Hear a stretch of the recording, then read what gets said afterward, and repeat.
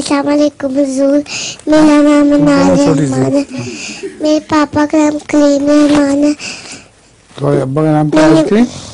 कलीम रहमान है, इमाम का नाम अंसाकुर रहमान है। हुजूर किसी का ब्लू क्यों होती है? क्या? हुजूर इनका नाम है इनके अबू का नाम है कलीम रहमान और उम्मी का नाम है आंसा गुल रहमान। ये माहिदा की बहन है। हुजूर इनका पहला सवाल है कि हुजूर कुछ लोगों की आंखें नीली क्यों होती हैं? ये तो अल्लाह ताला के खेल है। कोई काली आंखें, कोई बुरी आंखें, कोई नीली आंखें। और नीली आंखों वालों को मतलब कुरान करीम में आता है कुछ ज्यादा जहन्नमी होंगे नीली आंखों वाले।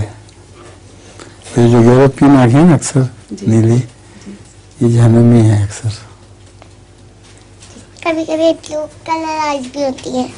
काली आंख, ब्लू कलर आइज वो लड़कियां लगा लेती हैं ना कई दफा ब्लू। वो और बात खुद बनाती हैं।